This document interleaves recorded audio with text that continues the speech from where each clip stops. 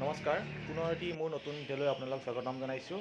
আৰু আজি মই মৰিগাঁও অসামৰিক চিকিৎসালয়ৰ ৰক্তদান শিবিৰত উপস্থিত আছোঁ। তেনেহ'লে বলকচোন আজিৰ ভিডিঅ'টো ৰক্তদান শিবিৰৰ ওপৰত আৰম্ভ কৰোঁ।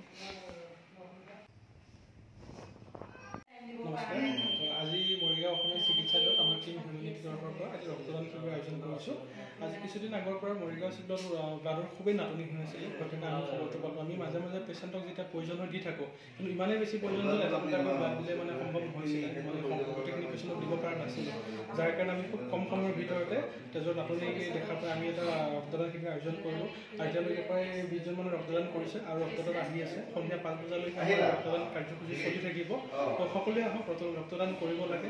ৰক্তদান কৰিলে আমাৰ নিজৰ দেহৰ স্বাস্থ্য ভালে থকাৰ লগতে আমি ৰক্তদান নকৰিলে আমাৰ নিজৰ স্বাস্থ্য ঠিকে থকাৰ লগতে আমি ৰোগীজনৰ বিপদৰ পৰা উদ্ধাৰ কৰিব পাৰোঁ।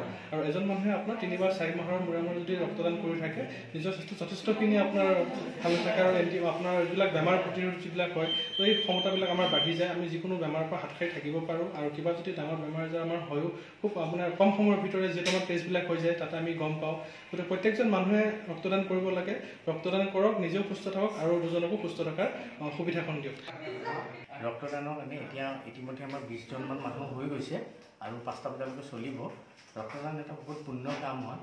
এইটোৰ আকৌ আমাৰ কি হয়, আমাৰ যোনবিলাক বেয়া ব্লাড চেলছবিলাক আছে, এইবিলাক ৰিপ্লেনিছ হৈ যায়, যোনটোৰ কাৰণে আমাৰ নতুন ব্লাড চেলখিনি আহিলে বহুত বেমাৰৰ পৰা আমি আকৌ মুক্ত হৈ যাওঁ। তোমাৰ নামটো কোৱা? মোৰ নামটো বিক্ৰম ডেকা। আৰু তুমি ফাৰ্ষ্ট টাইম দিছা নেকি এবাৰ? কেনেকুৱা অনুভৱটো কোৱাচোন? ঠিকে আছে, এনেই ভয় খাইছিলোঁ আগতে বাৰু অলপ, যেতিয়া দিছোঁ তেতিয়া গম পাওঁ। মানে দিয়াৰ পিছত মানে তেনেকুৱা অনুভৱ নহয় আৰু ন, যিটো ভয় বেলেগে যিটো ভয় কৰি থাকে সেইটো অনুভৱ নহয়। তেনেকুৱা একো নাই।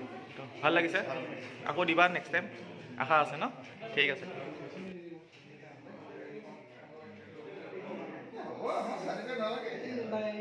বাইদেউ নমস্কাৰ, আপুনি প্ৰথম আহিছে নেকি বাৰু?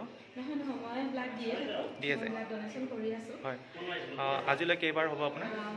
মই আজি নিদিওঁ, মই লাষ্ট ছেটাৰডে দিছিলোঁ। ছেটাৰডে দিছিলোঁ। মোৰ ছেটাৰডেলৈকে 17 টাইমছ হৈ গৈছে। 17 হৈছে হয়। আপোনাৰ নামটো? মোৰ নাম মনীষা ৰাজকুমাৰী। মৰিগাঁৱতে ঘৰ ন? হয়, মৰিগাঁও মানিপুৰত ঘৰ মোৰ। ঠিক আছে।